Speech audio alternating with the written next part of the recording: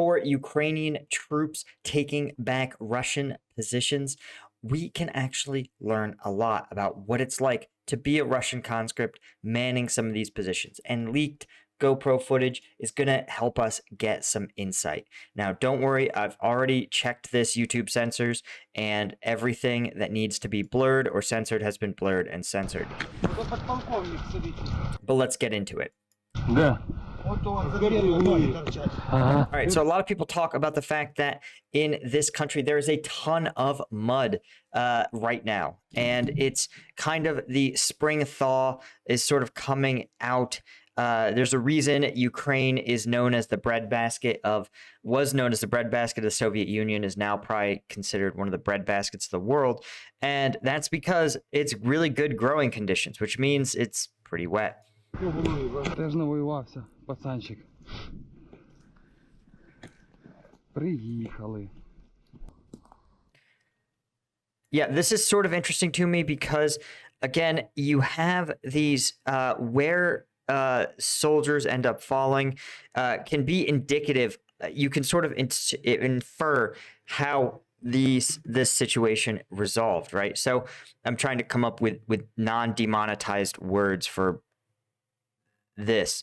And what's interesting is when you see a lone KIA in a field somewhere, what that says is that no one tried to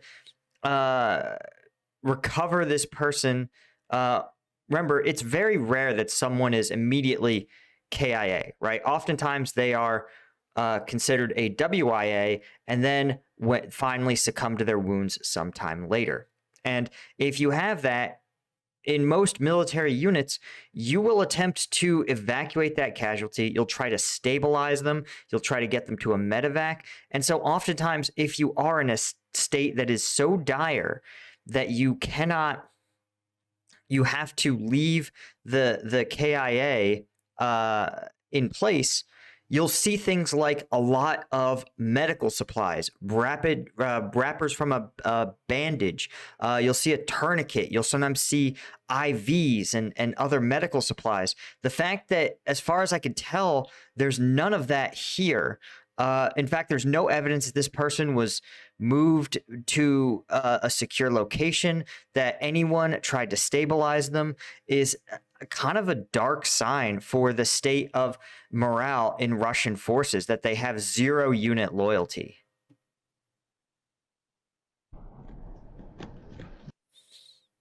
You can see these guys patrolling. We've talked about this in other videos.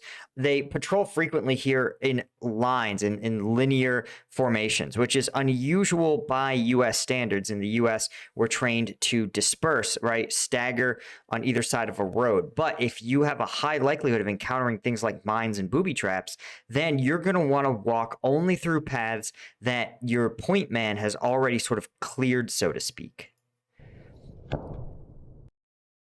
Groves of trees are frequent spots.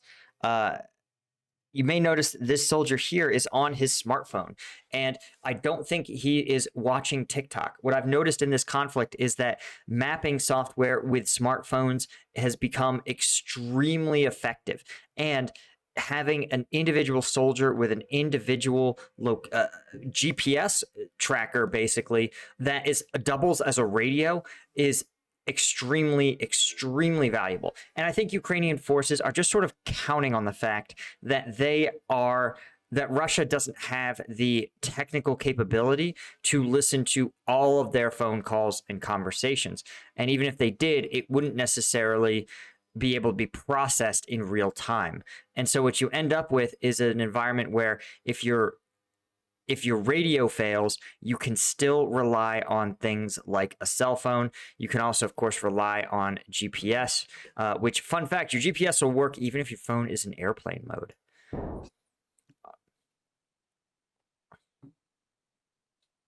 You can see these guys continuing to push forward into locations.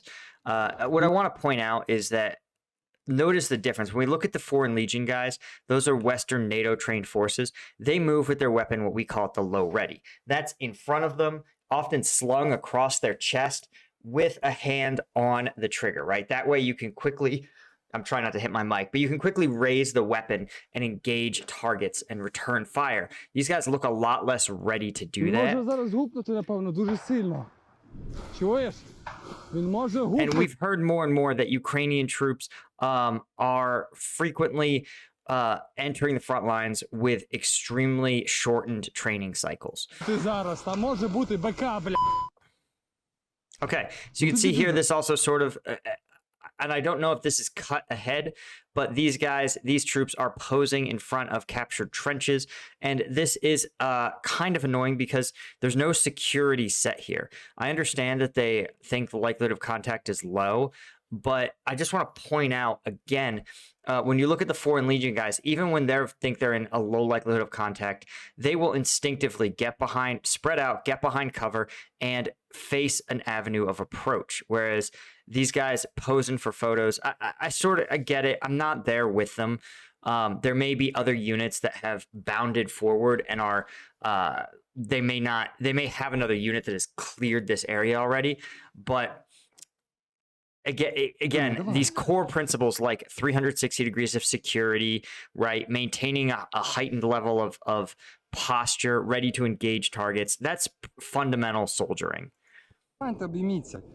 Я потім фотку зроблю. Чого? От, друзі, ми зайшли на позиції. Okay, but now we're going to get to the part that I really want to do a breakdown of. Here we go. Here we go, Russian fighting positions. Now, first, I want to point out, this looks like a place where a casualty was treated. Look how you can see here, here, here, here. These all these little things, right? They look like they could be like bandages or IVs or syringes that have been pulled out of sterile packaging. So this is what you would expect to see from an area where a casualty was treated, right? Obviously, you have your litter, you have all the scattered stuff, and it's behind a covered position. So this is where, for example, you might evacuate a casualty via a litter, place them in this secure, semi-covered position, and then you would try to render first aid. And then you would also, while you're here, arrange for a medevac. But what's interesting is look at all of this trash here. This is the sort of lack of soldier discipline that we often talk about. And not only is this you want to maintain your gear in an organized way so that you can find it. Remember, imagine it starts raining, but it's 11 p.m. at night. Well, if your tarp has just been thrown haphazardly onto the wherever, then you're going to have a really hard time finding it, knowing where it is and getting it out and getting yourself dry. And not only that, but if you know your enemy has drones, well, they're going to see bright blue bags, big scattered piece of trash, and they're going to know that you're here. It's going to be super obvious. And even if you believe that they'll find you eventually, why make it so obvious? So this sort of trash everywhere is a classic sign of a unit that lacks discipline, and lacks training and lacks non-commissioned officers or engaged officers who can enforce this sort of standard. Артилерія. Okay, here we go again. Look, we're panning out. You can see what we talked about. Russian forces are getting smarter about building entrenched positions. You can see this is a position with overhead cover, which soldiers inside this bunker will have a harder time, are more protected from overhead dropped grenades from drones. So a sign that in some ways Russians continue to man these positions with a real lack of discipline, but in other ways are increasingly aware of the threats in their environment. Добрий пі. Okay, so we'll back it up just a little bit. I want to point out a few other things, right? You obviously have this bunker itself, and then you notice you have these entrenching tools, again, just sort of scattered about, just left wherever, as well as lots and lots and lots of trash. But you notice they have this sort of network of bunkers, right? This bunker's dug in. There's a firing position here, probably a firing position undercover. And then it looks like there's a whole other bunker that's been built right here as well. So what you're seeing, I think, is a sort of networked or what's called interlocking fields of fire. And this is, again, another sound military practice where you build different fighting positions and they have a certain area, a certain field of view, and they ensure that other positions have their own fields of view, but for a sliver they intercept. And that way you're ensuring that you don't accidentally have, bunker 1 faces this way, bunker 2 faces this way, but nobody covers this third path, and you can be ambushed and approached by the enemy from an unexpected direction. So in some ways, we're seeing Russian forces evolve, but in many other ways, we're still seeing them operate like extremely low skill forces. Anyway, guys, that's all I had for you for today. Thank you so much for joining me. As always, if you want access to the uncensored combat video breakdowns, the firefights, the drone footage, all of that, those go on the Patreon, simply because, again, YouTube cracks down heavily on what they can and what I can and cannot show here on the platform.